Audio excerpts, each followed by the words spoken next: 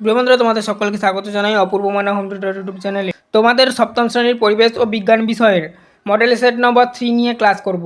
এর আগে আমরা মডেল সেট নম্বর 1 এবং তার সঙ্গে 2 ক্লাস করে দিয়েছি। সমস্ত ক্লাসগুলো প্লেলিস্টের মধ্যে পাবে। প্লেলিস্ট লিঙ্ক এই ভিডিওর ডেসক্রিপশনে দেওয়া রয়েছে। চ্যানেলে নতুন থাকলে সাবস্ক্রাইব করো, বেল আইকন ক্লাব অপশানে সেভ রাখো। তোমরা যদি এই পিডিএফ নোটটি কিনতে চাও অবশ্যই বাড়ির বড়দেরকে বলো আমাদের হোয়াটসঅ্যাপে যেন যোগাযোগ করে। হোয়াটসঅ্যাপ নাম্বার এই ভিডিওর ডেসক্রিপশনে দেওয়া রয়েছে।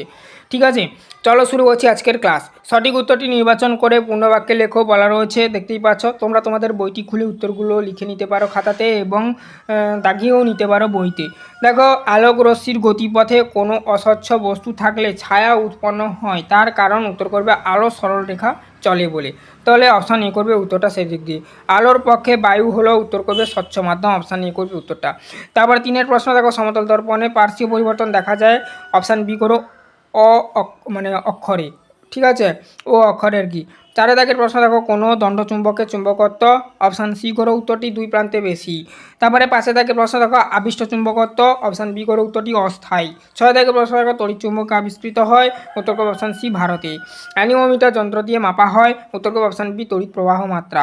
তড়িৎ প্রবাহের অভিমুখ হলো, পরবর্তী 8 দাগের প্রশ্নের উত্তর করবে অপশান এ তড়িৎ কোষের ঋণাত্মক প্রান্ত থেকে ধনাত্মক প্রান্তের দিকে। তারপরে দেখো নেক্সট 9 দাগের প্রশ্ন, টর্চ লাইটে ব্যবহৃত হয়, উত্তর করবে অপশান এ নির্জল কোষ। তারপর দেখো 10 দাগের প্রশ্ন, সবচেয়ে ব্যবহারযোগ্য শক্তি হলো, অপশান বি করে উত্তরটি তড়িৎ শক্তি। তারপর দেখো 11 দাগের প্রশ্ন, জীবাশ্ম জ্বালানি থেকে পাওয়া যায় আলোক শক্তি, অপশান ডি করে উত্তরটা। 12 দাগের প্রশ্ন দেখো, বায়ুশক্তি ব্যবহার সবথেকে বেশি জার্মানিতে, অপশান সি করে উত্তরটি। 13 দাগের প্রশ্ন দেখো, মানে গুচ্ছমূল দেখা যায়, অপশান বি করে উত্তরটি ধান গাছে। 14 দাগের প্রশ্ন দেখো, কাণ্ডের যে এখানে থেকে শাখা বেরিয়েছে সেটা হচ্ছে কি না কক্ষ, অপশান সি করে উত্তরটি। 15 দাগের প্রশ্ন দেখো, বলা রয়েছে কোনটি যৌগিক ফল নয়, উত্তর করবে অপশান সি আম। তারপর দেখো নেক্সট 2 দাগের সম্পূর্ণ বাক্যটি লিখে উপযুক্ত শব্দ দ্বারা শূন্যস্থান পূরণ করো। এখানে শূন্যস্থানের যে শব্দগুলো বুঝবে বা উত্তরটা যেটা হবে সেটা মোটা করে লেখা রয়েছে। দেখো, বৈদ্যুতিক কলিং বেলের, অর্থাৎ দানবের ন্যায় একটি বেল, মানে বেলের হবে আর কি, ভিতরে ফাঁকা স্থানে কাঁচা লোহা থাকে, তাহলে উত্তরটা করবে শূন্যস্থানে কাঁচা লোহা। তারপর দেখো 2 দাগে, ম্যাগনেটাইট হলো এক প্রকারের প্রাকৃতিক চুম্বক, প্রাকৃতিকটা শূন্যস্থানে করবে। সূর্য থেকে আসা আলোক রশ্মি গুচ্ছকে সমান্তরাল আলোক রশ্মি গুচ্ছ বলা যেতে পারে, হচ্ছে শূন্যস্থানে সমান্তরাল করবে। তারপর দেখো নেক্সট, গোবর গ্যাস হলো এক প্রকারের জৈব শক্তির উদাহরণ, জৈব করবে শূন্যস্থানে। পটলের মূল হলো এক প্রকারের অস্থানিক স্ফীত মূল, তাহলে এখানে শূন্যস্থানে অস্থানিক স্ফীতটা শূন্যস্থানে করবে। ইতর পরাগযোগ বাহক অবশ্যই প্রয়োজন, উত্তরটা করবে শূন্যস্থানে।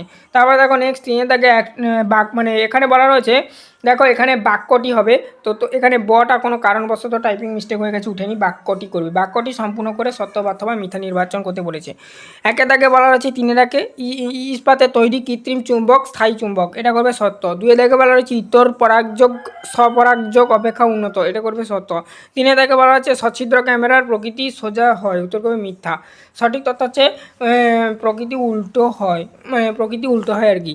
তারপর দেখো 4 দাগে, বৈদ্যুতিক বাতির ফিলামেন্ট তৈরি হয় টাংস্টেন দ্বারা, এটা করবে সত্য। প্রচলিত শক্তি উৎসের পরিমাণ পরিবেশে অসীম, উত্তর করবে মিথ্যা। সঠিক তথ্য হবে এটা ফুরিয়ে যাওয়ার সম্ভাবনা আছে বা সসীম। তারপরে দেখো নেক্সট, আলুর স্ফীতকাণ্ড হলো এক প্রকার রূপান্তরিত বায়বীয় কাণ্ড, এটা করবে মিথ্যা। সঠিক তথ্য হচ্ছে আলু একটি ভূ নিম্নস্থ রূপান্তরিত কাণ্ড। তারপর দেখো 4 দাগে একটি বাক্যে উত্তর দাও, পৃথিবী নিজেই একটি চুম্বকের মতন আচরণ করে, এই কথাটি প্রথম কে বলেন? এই কথাটি প্রথম বলেন বিজ্ঞানী উইলিয়াম গিলবার্ট। তারপর দেখো নেক্সট, চুম্বকের আকর্ষণের পূর্বে কোন ঘটনা ঘটে? চুম্বকের আকর্ষণের পূর্বে আবেশ ঘটে, তাহলে এখানে করবে, মনে রাখবে যে আগে আবেশ পরে আকর্ষণ, এটা একটু ব্যাকেটে তোমাদেরকে দিয়ে দিয়েছি যাতে তোমরা মনে রাখো। ফিলামেন্ট নেই এরূপ একটি বৈদ্যুতিক বাতির নাম লেখো, উত্তর করবে ফিলামেন্ট নেই এরূপ একটি বৈদ্যুতিক বাতি হলো এলইডি, লাইট ইমিটিং ডায়োড বা সিএফএল। তারপর দেখো নেক্সট, উন্নয়নশীল দেশগুলিতে প্রচলিত শক্তির ব্যবহারের শতকরা পরিমাণ কত? উন্নয়নশীল দেশগুলিতে প্রচলিত শক্তি ব্যবহারের শতকরা পরিমাণ 70% থেকে 80%। কোন প্রতিবিম্বকে পর্দায় ফেলা যায়? উত্তর করবে সৎ বিম্বকে পর্দায় ফেলা যায়। কচুরিপানার পরিবর্তিত কাণ্ডকে কি বলে? কচুরিপানার পরিবর্তিত কাণ্ডকে ধাবক বলে। তারপর দেখো নেক্সট বলা হচ্ছে বাম স্তম্ভের সঙ্গে ডান স্তম্ভ মিলন, বাম স্তম্ভ ডান স্তম্ভ। সুছিদ্র ক্যামেরা ছিদ্র বড় হলে উত্তর করবে প্রতিকৃতি অস্পষ্ট হয়। তারপর দেখো তড়িৎ শক্তি থেকে যান্ত্রিক শক্তি বৈদ্যুতিক পাখা। তারপর দেখো সুছিদ্র ক্যামেরা থেকে বস্তুকে দূরে সরালে প্রতিকৃতি ছোট হয়। তারপর দেখো চৌম্বক ক্ষেত্র মাইক্রোফোন চৌম্বক আবেশের নীতিতে ব্যবহৃত হয়। এগুলো সব উত্তর করে দেওয়া হয়েছে, ঠিক আছে। জৈব শক্তি গোবর গ্যাস।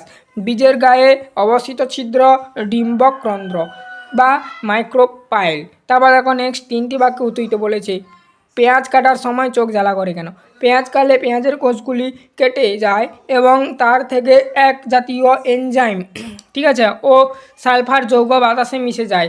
এগুলি বিক্রিয়া করে সাইন্স প্রোপনশনিয়ালস এস অক্সাইড নামক গ্যাস তৈরি করে, যা চোখের জলের সংস্পর্শে এসে সালফিউরিক অ্যাসিড তৈরি করে। এর ফলেই চোখ জ্বালা করে। আলোর বিচ্ছুরণ কাকে বলে? সাদা আলো বা কোনো যৌগিক আলো যখন প্রিজম বা ওই জাতীয় কোনো স্বচ্ছ প্রতিসারক মধ্য দিয়ে যাওয়ার সময় তার উপাদান বর্ণগুলিতে, যেমন বেগুনি, নীল, আকাশি, সবুজ, হলুদ, কমলা ও লাল, এই 7টা কালার কি ভেঙে যায় এবং তখন সেই ঘটনাকে আলোর বিচ্ছুরণ বলা হয়। সলিনয়েড কি?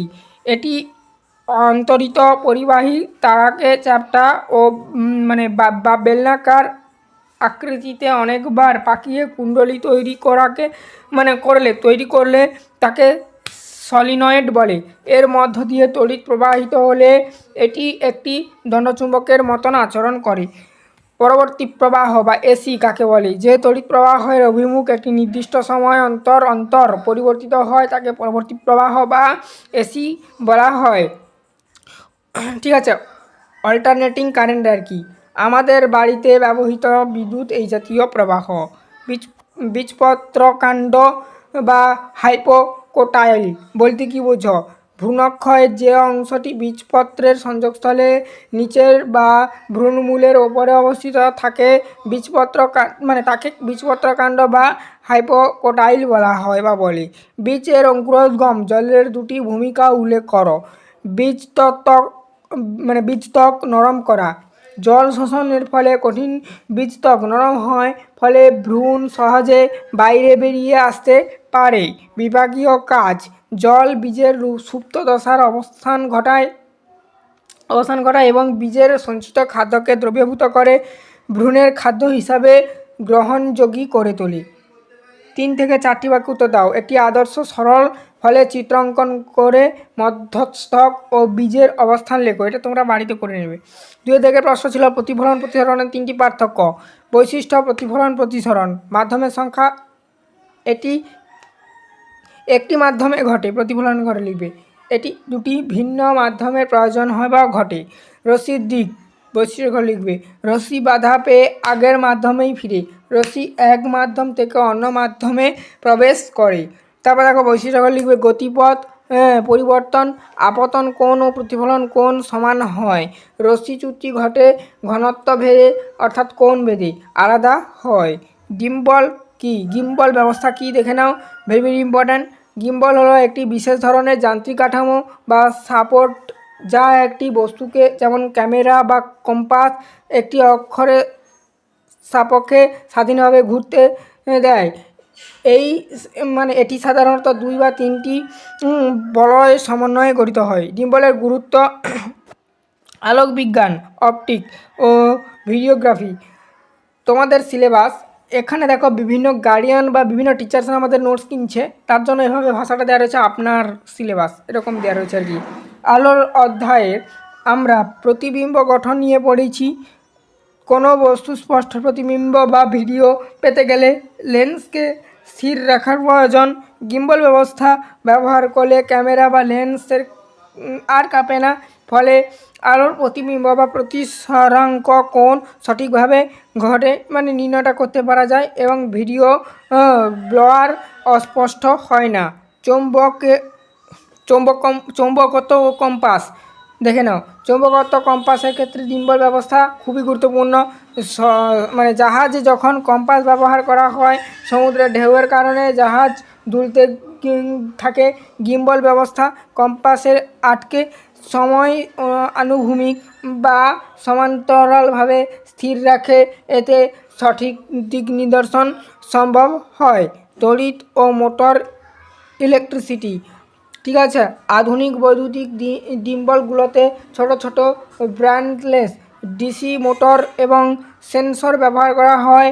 আপনার মানে এখানে দেখো তোমাদের সিলেবাসে তড়িৎ অধ্যায়ে চৌম্বকের ওপর তড়িতের যে প্রক্রিয়া আছে সেই নীতি ব্যবহার করে এই মোটরগুলো ডিম্বলগুলো ঠিক আছে ডিম্বলের আচ্ছা এই মোটরগুলো গিম্বলের অক্ষরগুলোকে উল্টো দিকে ঘুরিয়ে ভারসাম্য রক্ষা করে। ফিউজ তার নিম্ন গলনাঙ্ক বিশিষ্ট হয় কেন? বর্তনীতে কোনো কারণে তড়িৎ প্রবাহের মাত্রা হঠাৎ বেড়ে গেলে যাতে অতিরিক্ত তাপ উৎপন্ন হয়ে বাড়ির দামি সরঞ্জামগুলো নষ্ট না হয় তার জন্য ফিউজ তার ব্যবহার করা হয়। ফিউজ তারের গলনাঙ্ক কম হয়, এটি অল্প তাপেই গলে গিয়ে সংযোগ বিচ্ছিন্ন করে দেয় এবং বিপদ এড়ায়। সপরাগ যোগ ইতরপরাগ যোগের তিনটি পার্থক্য বৈশিষ্ট্য। সপরাগ যোগ ইতরপরাগ যোগ বাহকের প্রয়োজন হয় না বললেই চলে। সপরাগ যোগের ক্ষেত্রে লিখবি। ইতরপরাগ যোগ বাহক অবশ্যই প্রয়োজন। জল, হাওয়া, পতঙ্গ এগুলো হচ্ছে বাহক। অপত্যের গুণাগুণ। নতুন গুণের আবির্ভাব ঘটে না, নতুন গুণের ও উন্নত প্রজাতির আবির্ভাব ঘটে।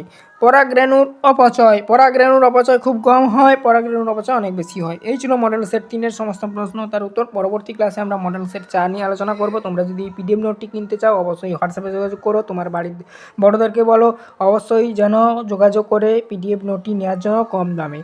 আর তোমরা অল সাবজেক্টের সপ্তম শ্রেণীর পিডিএফ নোট কিনতে পারবে কম দামে রায় মার্টিনের উত্তরপত্র দ্বিতীয় পর্যায়ক্রমিক মূল্যায়ন 2026কে লক্ষ্য করে, শুধু গণিত বাদে। আর এই অবধি চ্যানেলে নতুন থাকলে সাবস্ক্রাইব করো, বেল আইকন অপশন সেভ রাখো, ফেসবুক পেজ থেকে যারা দেখছো অবশ্যই ফলো করে নিও। পরবর্তী ক্লাসে আমরা মডেল সেট 4 নিয়ে আলোচনা করব। সমস্ত ক্লাসগুলো প্লেলিস্টের মধ্যে পাবে, লিঙ্ক এই ভিডিওর ডেসক্রিপশনে দেওয়া রয়েছে। আবার বলছি চ্যানেলটাকে সাবস্ক্রাইব করে নাও, বেল আইকন অপশনে সেভ রাখো, ফেসবুক পেজ থেকে যারা দেখছো অবশ্যই ফলো করে নাও।